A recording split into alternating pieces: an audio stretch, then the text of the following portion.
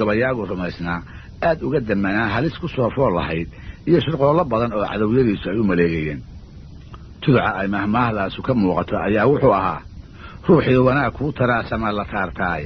kuma taakuleeyaha ku nacab looma xirataa beenamaan kuu turayn weligii waa la iska tiirsaaye khayr wax lama tagee wax la yidhi bala u toog dhowre tub lagaaga soo digay ku joog tala miyaad mooday dhegaystayaal barnaamijkii fanka iyo suugaantuna maanta halkaa ha inoo joogo waa inoo toddobaadka dambe hadduu eebba idmo yahanada soomaalidu mahmaahda marka ay gabyayaan ari iyo iskinba xoolaha reermiyiga soomaalidu uu dhaqdo iyo siday u kala jecel yihiin markaynu u fiirsanno waxaan ogaanaynaa dhadigoodka iyo laboodka in ay dhadigoodka jecel yihiin waxay jecel yihiin hashu inay lig dhasho intii ay qurbac dhali lahayd saxu inuu weel dhalo intii uu dibi dhali lahaa siduu inay waxar dhasho intii ay orgi dhali lahayd laxduna ay neel dhasho intii ay wan dhali lahayd sababta in la gartaana ma cuslo oo waxay daaran tahay tirada guud ee xoolaha qoysku leeyahay iyo caanaha ay ka maalaan oo kordha mar walba oo dhadiga xeryaha ugu jiraana uu kordho ganacsiga xoola dhoofinta intii aanay soomaalidu baran waa 50 sano muddo aan sidaa uga sii badnayn awrta dibida wananka iyo orgida wax weyn laguma fali jirin in badan oo ka mid ahayna reeraha leh intay ku dhex gabowdo ayay waadamba dar alla isaga baktiyi jirtay waa run oo way qalan jireen wayna raran jireen hase ahaatee tirada joogta ayaa goor walba waxay ka badnayd tirada uu qoysku u baahan yahay sidaa daraaddeed xilliyada abaaraha iyo biyowaaga waxay reer miyigu ku mintiraan xoolaha kuwooda dhadiga ah badbaadintooda hasha saaca rida iyo laxda ayay biyo iyo baadba u buriyaan maalinta ceel iyaga ayay hormariyaan jeer ay wadxaana laboodku dalka ma soo galo weylaha iyo ariga doonka ah wixii uu jiilaalku jilciyo aroos dheer uma kaxeeyaan sida dadka ayaa haama loogu soo dhaamiyaa halka la degan yahay baana biyaha loogu keenaa laguna waraabiyaa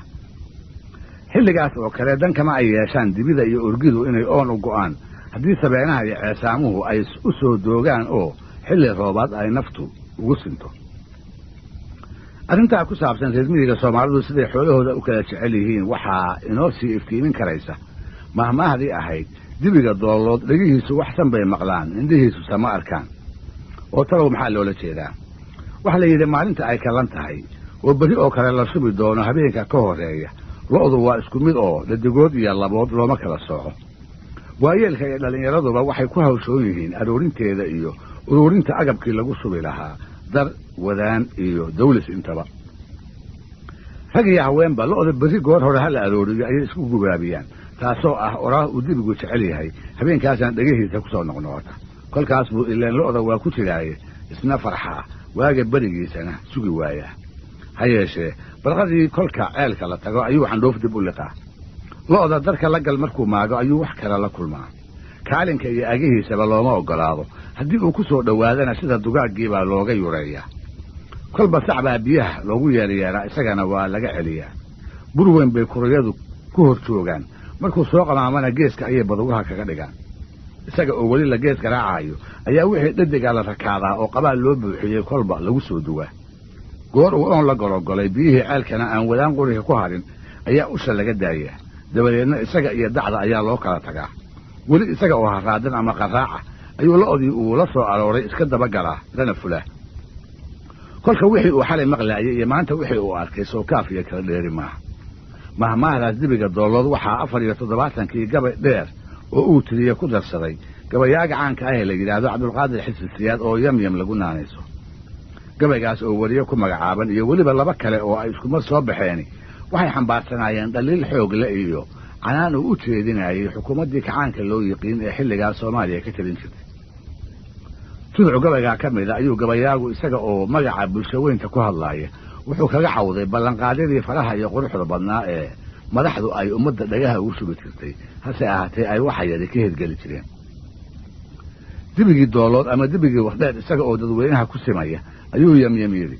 dibigii wardheer wuu maqlaa weli wanaaggiiye waxyeellada darkana wuu arkaa tan iyo waaqiisa weylaha lo'dii uma dihna oo waa allow maqanee waxaruhu mareegtii dhabkay kula dhex waasheene faras wagaradkiisii go'aan weli ku joognaaye gogashii wiriiriga badnayd waa ku hurudnayd waa tahay indhergaradka waayaha nolosha u dhuun daloola mooye dabaalka maalintaas ladane wuxuu moodaa nin kaleba inuu la mid yahay markuu dhergaba wuxuu u maleeyaa dad oo idil inay caloosha u wada buuxdo kulaylka midicda iyo dhaxanta dayradhaafyada gabaad uu ka galo kolkuu isku hubsado ayay la noqotaa cid dibad ku hooyataay inaanay ifkaba saarayn waxaa ka dhacdhici weyda isba waa ka faraxsane dadka qaarkiis waxa ay la ilgo-an yihiin ee ay la murugoonayaan ninka uu garaadkiisu caynkaa yahay waxa uu soomaalida xusuusiyaa sheeko waa hore baxday oo lagala haray murti isaga oo kale loogu mahmaaho waxay ku sheekeeyaan xilli abaar gaagmareebta ahi ay geyga wada saabatay ayaa hogal aad u biyeysanay waxay si wacan ugu dul hoostay jees keligii meel deganaa iyo galabgaabkii ruumanka ay xooluhu ugu maydhacdaan waxay ahayd daruur aan meel kale ku di'in markii ay biyo dhigtayna aan soo noqon hase ahaatee jeeskaasi isagu wuu ku naalooday oo xoolihii baa si wacan ugu waraabay meel walbana xadheed bay ka buuxsadeen dabadeedna kolkuu waagii bariyey ayaa waxaa dadkii u soo hor toostay baa la yidhi duqdii reerka u weynayd waxay aragtay dhowr jidhaamood oo ay biyuhu ceegaagaan kolkaasba intay reereen la kala badatay iyadoon is-ogeyn waxaa rabbi ka keenay meel waliba daadwarara callow mahaddaa oo ay ula jeeday dad dhammaantii in xalay roob u da'ay saakana xadheedda meel walba waran lagu wada ildoogsanayo mahmaahda iyo sheekadeeda ayaa 1980kii waxay ku soo dhacday oo tiifta uu tiriye ku darsaday hal abuurkii la odhan jiray cabdi iidaan faarax waxay ahayd silsiladii maanso ee deelay la baxday xilligii ay socotay silsiladaas oo hal abuuro badani ay isaga halcelinayeen arrimaha dalka guud ahaan gaar ahaanna qabyaaladda iyo siyaabihii ay u saamaysay nolosha siyaasadeed iyo midda bulsho ee qaranka hal abuuradaas qaar ka mid ah oo ay kala aragti ahaayeen ayuu cabdi ku eedeeyey hantida ay iyagu haystaanay inay ka indhatirtay dadweynaha faraha badan ee darxumada iyo dandarrada ku nool gobollada dalkana meel walba ku baahsan waxa uu kala mid dhigay islaantii inta roobku keligeed u da'ay u malaysay cid kasta oo kalena inuu u da'ay markaas buu yidhi habartii docdeed iyo dagalkay ku noolay daruuruhu ku hooreen dadka wada helmoodoo daad wararac bay tidhi misna talada kuma darin inuu duub abaar iyo gobol lagu darleefiyo degmo lagu haraad iyo darxumooyin muuqdaan dadku ku nool u badan tahay danyartiga shaqaaluhu daasad garow ah gadan karin mala talada kuma darin waase dumare yeelkeed buuri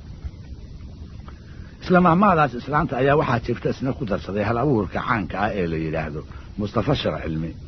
taas ka sokow wuxuu soo qaatay labada maahmaahood ee kale ah carab qoyani hadal ma daaye iyo maroodigu takarta saaran ma arkee ka kale midda saaran buu arkaa kolkaasuu saddexdoodiiba maanse u rogay oo yidhi dadku waxay yidhaahdaan dibna aan xishoon iyo afka labada daan lihi ileen hadal ma daayaan wax kaloo ay ku darayeen maroodigu ma daawado dusha waxaa ka fuushana midka kale duqsiga kora ayuunbuu dareemaa wax kaloo ay ku darayeen haba roob ku da'ayaa waxay dunida moodaa in barwaaqa laga degay dhegaystayaal barnaamijkeennii fanka iyo suugaantu maanta halkaa haynoo jooga waa inoo toddobaadka dambe iyo mid isaga la mid ah odaygu waxbana kuma tooraado haddii afadiisa iyo carruurta u kacda aanay noqon kuwa talooyinkiisa dhaga u leh danaha reerka indha u leh wixii kolba soo gacan galana aan ku dheeline dhaqaaleeya laba barbaar baa isku mar tabargala dabadeed way guursanaadoo mid walba wuxuu dhistaa inan uu isagu doortay ama ay dad kaleba kula taliyeen xil culus baa fuula ee labada mid waliba wuxuu u xusul duubaa sidii uu ku yeelan lahaa hanti isaga u gaara oo maantaa la jooga reerka cusubi uu naf ka dhigto berri ka maalinna uu u baxsado muddo kadib labadooda mid walba carruur baa u dhalata carruur sida ay u korinayaan hadday wiil yihiinna barbaar ha noqda hadday gabdha yihiinna ahaada gashaantimo timatidcan oo guurdoona maalintaas bay labadaa reer ee isku waaga udubkooda la taagay kala hormaraan siday u badan tahay hodantooyo iyo baraare ayaa waxaa ku naalooda labada ninkii oori firfircoon intuu rabbi ku beegay uu haddana warasada xilkaska ah ka siiyey isaga ayaa bulaala oo hanti adduuna ay u gacan gashaa halka uu kii kale ka luufluufo oo sida la qabo saboolnimadu ay sad u noqoto macnahaas ayay u jeedeen soomaalidii hore markii ay suugaanta ku soo dareen hawraarta ah ilaahay ninkuu xoola la maaga dadkeed buu siiyaa oo ah maahmaha isku xidhaysa dadaalka odayga reerka iyo karti iyo xilkasnimaba xubnaha qoyskiisu kolba tayada ay leeyihiin gabay ay mahmahdaasi ka dhex muuqato ayaan ku arkay buug lagu magacaabo guur iyo garaad oo uu qoray gabayaaga la yidhaahdo khaliif askir diini xoosh kaas oo ku saabsan hiddaha guurka soomaalida iyo weliba sheekooyin curis ah oo isla arrintaa ku lug leh gabay uu qoraagu ka yeersiinayo samatar cawl oo jirayaasha sheekooyinka buugga ka mid ah ayaa waxaa ku jira ninkii maal ilaahay la rabo inuu muhiibsiiyo marka hore dadkeed buu helaa waana loo marage inta maxamed iyo maryan iyo muuse ii korayo ama ay mataanaha yaryar maqasha raacayso muxsir maahi ee taajir aan muuqan baan ahay waa tahay taa ka gudub dhaqanka soomaalida markaynu dib u eegno waayeelnimadu waxay astaan u tahay garaad dheeri ah iyo waayo aragnimo kolkii ay murugto loo baxsado waxay odhan jireen nin da'yari intuu geed ka booda ayuu tala ka boodaa hase ahaatee odaygu xaajada waa u miiriyaa oo hadba tii lagu meel mari karo ayaa loogu irkadaa dhacdooyin badan ayuu soo maray abwaano doora ayuu la soo fadhiistay guuldarro iyo foolxumadeed ayuu u soo joogay siyaarihii lagu furdaamiyena goobjoog buu u ahaa wanaagga nabadda laga helo ayuu garanayaa ba'a colaadda loogu tago ayuu yaqaan haddii laga dhagaystana labada midba waxa laga dhaxlo ayaa u hubban wixii ku soo kordhaaba waxay xusuusiyaan wax hore oo uu soo arkay markaas buu ka saadaalin karaa dhacdo waliba shar iyo khayr wixii ay soo jiidi karayso amaba laga filan karo waayeelku bulshada hareerihiisa ku dhaqan waayaheeda waa qof wax badan ka og waxsuu ka sii og yahay waxa isaga naftiisa ku soo kordha ama ka dhaca cudur iyo caafimaadba siduu shalay ahaa iyo maanta sida uu yahay waa qof isbarbar dhigi kara oo dharaariba wixii ay kala dhacday ogaan kara inkastoo aanu aqoon dhaba u yeelan karin maalinta uu uun aakhira ku tirsami doono haddana isaga iyo xabaaluhu inta ay isu jiraan waa qof malayn kara sidaas baa waxaa loogu maahmaahay nin weyne wadkii waa yaqaan oo loola jeedo waayeelku cudurka uu u dhiman doono cudurrada inuu ka garan karo ama guud ahaanba qofka da'da weyne halka ay dhibaatada uga iman karto inuu si wacan u saadaalin karo mahmaadaas iyada ah ayaa hees uu curiyey oo miisaanka dhaantada ku samaysan waxaa u adeegsaday hal abuurka caanka ee la yidhaahdo axmed saleebaan bidde waxay ahayd hees ku jirtay riwaayad 1962 uu axmed sameeyey oo ay soomaalidu aad u daawatay lana odhan jiray alla aamin ma iisho maxamed yuusuf iyo saynab xaaji cali oo baxsan ku magac dheer baryahaasna iyagu ka mid ahaa hormuudyadii heesta casriga ah ee soomaaliyeed ayaa riwaayaddaas xidig iyo xidig ka ahaa heesta ay mahmaahdu ka muuqatana waxay si darandoora isugu halcelinayeen mar ay niyaddoodu sii kala jeeday oo maxamed uu daacadnimada saynab ka shakisanaa aadna uu u qawadsanaa baxsan oo markaa inta nabsi soo riday heshiis doon ah ayaa waxay odhanaysaa markuu wakhtigiisu wacan yahay wuxuu is yidhaa adaa wadanoo dadkuba waayo waa ilaawi jiree ma waa raagtay baa warkaaya kolkaas buu maxamedna ku gacan sayrayaa una sheegayaa inuu yahay nin weyn oo garan kara cidda waxyeelaynaysa oo iyada qudheeda ah wuxuu ugu jawaabayaa nin weyn waa og yahay wadkii dilayo inaad weexataan warkaagii hele ee waraystay ku ogaaday halkaaad ku wadoo haddaad wiiqislayd wax maan noqon qaybtii 16aad oo ka mid ah barnaamijyadii taxanaha mahmaahda soomaalida waxayna ku saabsan tahay mahmaahda qaybteeda dugaagga iyo duurjoogta loo saarayo mahmaahda soomaalida waxaa ka mid ah qayb dhan oo dugaagga iyo duurjoogta loo saarayo inay iyagu curiyeenna lagu been hawaaso amaba la isugu sheekeeyo waxaynu maqalnaa iyada oo laleeyahay waraabaa wuxuu yidhi abeesaa waxay tidhi biciid baa wuxuu yidhi gorayaa waxay tidhi dawacaa waxay tidhi iyo wax la mid ah waa la og yahay dugaagga iyo duurjoogtu inaanay aadanaha ku war ahayn oo aanay af soomaaliga ku hadli karin iska daa inay ku mahmaahaane ujeeddaduusa waxay tahay in murti lagula baxo waxna la isku tusaaleeyo waana tabsuugaaneed aan soomaalida ku ekaynin ummado badan ay la wadaagto mar walba oo mahmaahdan la adeegsanayo sheeko gaaban oo gobolxaara ayaa laga horraysiiyaa dabadeedna bahalka loo saarinayo magaciisa iyo mahmaahdii afka loogu tiray ayaa la israaciyaa si loo rumaystana soomaalidu kolka ay sheekadaas oo kale marinayso waxay tixgelisaa bahalka mahmaahda iskale dabeecaddiisa waxyaabaha ka suuroobi kara iyo fikradaha guud ee ay bulshadu ka qabto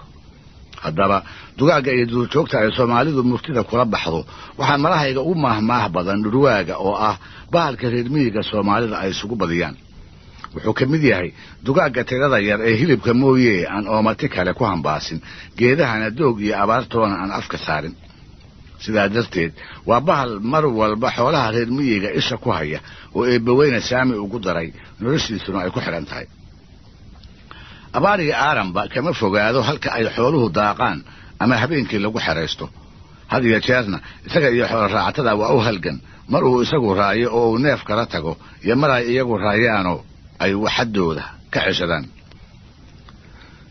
isu dhawaanshaha dhurwaaga iyo Soomaalida reer miyiga waxa ka abuurmay fikrada bahalka ku saabsan oo maanka bulshadeennii hore ku samaysmay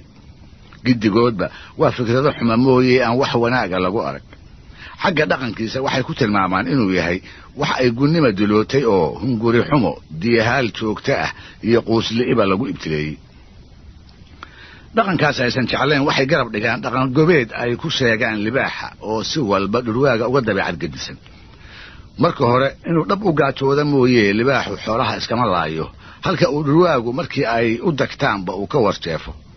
marka labaad haddii uu ka dhergo libaaxu raqda kuma dul nagaadee waa ka tagaa wuxuuna u daayaa dugaaga kale ee duleedada halka uu wax ku cunaayo ka soo dhaguugaya dhurwaaguse xataa haddii uu dhergo hilbaha hoos yaal kama ag dhaqaaqo raxantiisa mooyee cid kale wax ugama ogolaado ilaa uu lafaha jajabsadana kama dul tago marka saddexaad neef uu isagu disha mooyee libaaxu baktiga wax ma moodo umana hawoodo dhurwaaguse waa xaabqaad aan xalaal iyo bakti u kala socnayn oo wixii uu ka soo kor dhacaba gaaja u qabato calooshana ka buuxsada dhaqankaas gunnimo ka sokow xagga abuurtana dhurwaagu Soomaalida waa u astaan fool xumo socodkiisa midabkiisa iyo lugihiisuba waa la siloon yihiin ragga kii fool xumo loo qarinayana magaciisa ayay kiisa ku laraano kolkaas bay hebel dhurwaa ku naanaysaan aqoonta dheer ee Soomaalidu ay dhurwaaga u leedahay waxaynu ka garan karaynaa magacyada iyo naanaysaha tirada badan ee ay u taqaan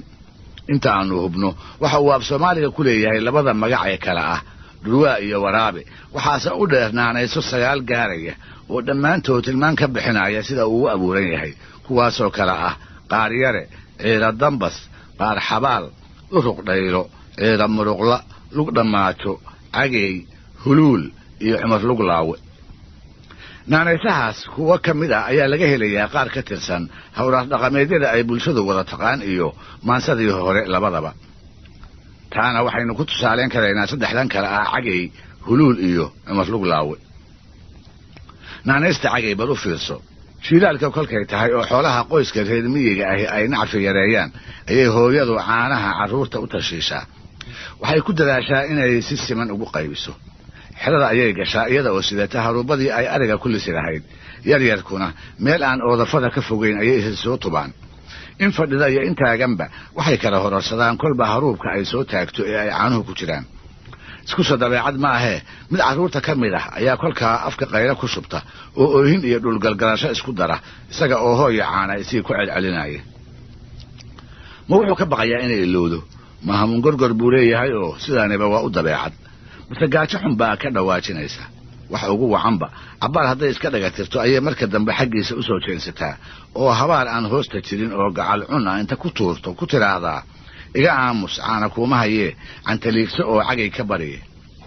dhegaystayaal tanina waa qaybtii 17aad taxanihii mahmahda Soomaalida barnaamijyadii ku saabsanaa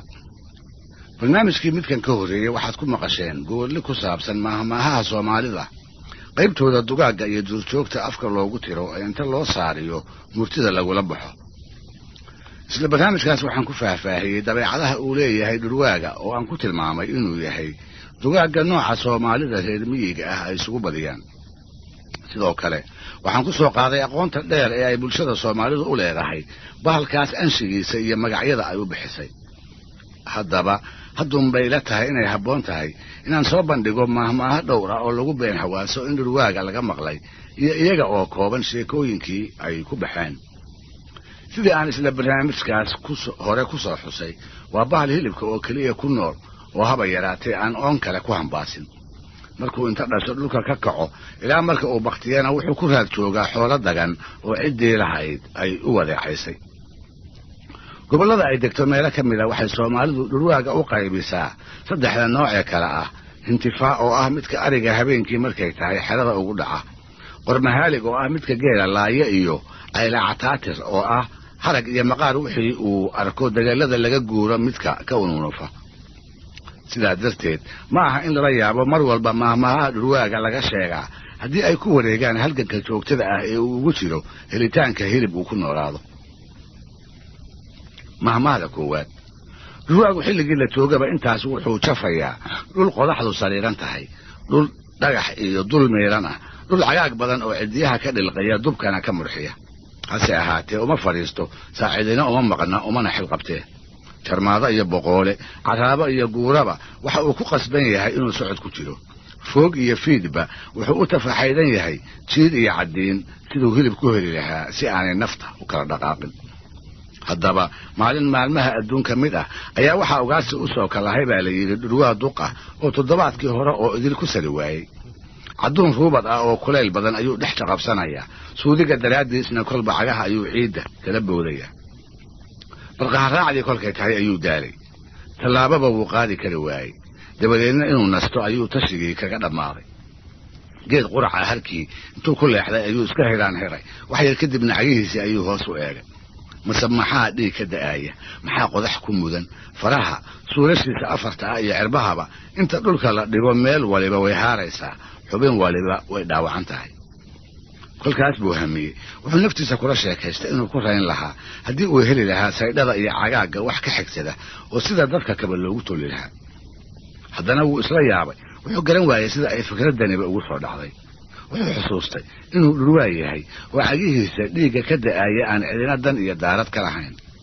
dabadeedna isaga oo ku raalli ah waxa uu yahayna aqoonsan ayuu iska helheshay oo inta hortiisa u dhaqaaqay ku tiraabay haddii kaba la ii tolana waa alxamdu lilaahi haddii aan la ii tolinna rabbilcaalamiin oo noqotay maahmaha uu xusuusto wax inuu helo uu ku fiicnaan lahaa qof loo diiday ama laga hagraday isla markaasna naftiisa ku dhiirigelinaya waxaas uu waayey inaanu u rambasin dantiisana aanu uga harin mahmahda labaad sida laga yaabo dad badan inay u haystaan arrintu ma aha oo dhurwaagu mar walba geesi ma aha xoolaha haddii uu soo weeraro reer miyigu way kula diriraan wayna ka dhacsadaan haddii lagu maahmaahay libaaxna inaan aqoon baa lax ka rita dhurwaagu waa ka duwan yahay oo lax iyo riba hadduu wax kala tago way ka dhigtaan dabadeedna halgaad iyo dhagax siday ugu marayaan ayay dhulowgeedaala uga soo haraan isaga oo diyahaalkii uu qabay daalna ugu kordhay taasi inay run tahayna waxay soomaalidu daliil uga dhigataa dhurwaagii ariga maydacanaya u soo gaatamay ee ida iyo riyaba markii ay dareemeen ay dhagax yidhaahdeen cagahana ay wax ka dayeen dhinacii uu arigu u diday ayuu isna u afra qaaday hase ahaatee wax yar kadibba si kadisa ayuu kabcidla'a isu taagay oo hortiisa ku dhaygagay talow maxaa u muuqday waa lax shilis oo arigii diray ka hadhay dhinaciisana u soo cararaysa intuu yaabay oo amankaag dhammeeyey ayuu si deg dega dhabarka u jeediyey oo jihadii uu ka yimi u faranduleeyey iyada oo laxdiina ay ka daba jaran tahay welibana ay ciyayso show isagu ma ogee laxdu way indhala'dahay show arigeedii meel uu u diday iyo meel uu ka jiraba war uma hayso show markii uu u soo dhowaadayba jaanqaadkiisa ayay dareentay show arigii ay ku jirtay neef ka mid ah ayay u qaadatay oo dhurwaaga ay